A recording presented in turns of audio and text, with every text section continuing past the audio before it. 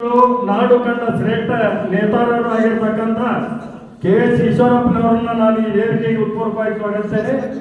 ಮತ್ತೊಬ್ಬ ನಮ್ಮ ನಾಯಕರು ಭಾರತ ದೇಶದ ಮಾಜಿ ಸಚಿವರಾದಂಥ ಬಸನಗೌಡ ಪಾಟೀಲ್ ಯತ್ನಾಳ್ ಅವರ ಪುತ್ರ ರಾಮನಗೌಡ ಬಸನಗೌಡ ಪಾಟೀಲ್ ಯತ್ನಾಳ್ ಅವರು ಆಗಮಿಸಿದ್ದಾರೆ. ಅವರು ಕೂಡ ಈ ವೇದಿಕೆಗೆ ಉತ್ಪೂರ್ವವಾಗಿ ಸ್ವಾಗತಿಸುತ್ತೇನೆ.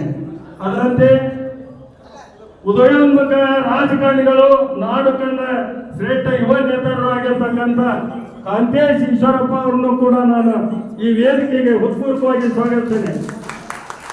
ಬಂಧುಗಳೇ, ತಾವು ಇಲ್ಲಿಯವರೆಗೆ ಈ ರಾಜ್ಯದ ಹೆಬ್ಬುಲಿಯ ನಿರೀಕ್ಷೆಗೆ ತಾವೆಲ್ಲ ವೇಟ್ ಮಾಡ್ತಾ ಇದ್ದೀರಿ. ಇವತ್ತೇ ಹೆಬ್ಬುಲಿ ಈ ಒಂದು ವೇದಿಕೆಗೆ ಆಗಮಿಸಿದೆ. ಎಲ್ಲರಿಗೂ ಕೂಡ ಹೊಸ ಚೈತನ್ಯ ಮೂಡ್ತಾ ಇದೆ. ಆಮೇಲೆ ಮತ್ತೊಂದು ಏನಂದ್ರೆ, ಹುಲಿಯ ಮರಿ ಆಗಿರ್ತಕ್ಕಂಥ ರಾಮನಗೌಡರು ಅತ್ಯಂತ ಚಿಕ್ಕ ವಯಸ್ಸಿನಲ್ಲಿ ಸಹಕಾರಿ ರಂಗದಲ್ಲಿ ಸಾಧನೆಯನ್ನು ಮಾಡಿದವರು, ಕರ್ನಾಟಕ ರಾಜ್ಯದ ಸಹಕಾರಿ ಮಹಾಮಂಡಳದ ನಿರ್ದೇಶಕರಾಗಿ ಆಯ್ಕೆಯಾದಂಥವ್ರು. ಅವ್ರನ್ನ ಕೂಡ ನಾನು ಈ ವೇದಿಕೆಗೆ ಉತ್ಪೂರ್ವವಾಗಿ ಸ್ವಾಗತಿಸ್ತಾ ಇದ್ದೇನೆ. ಮಾನ್ಯ ಬಸನಗೌಡ ಪಾಟೀಲ್ ಯತ್ನಾಳ್ ಅವರು ಇವತ್ತು ಒಂದು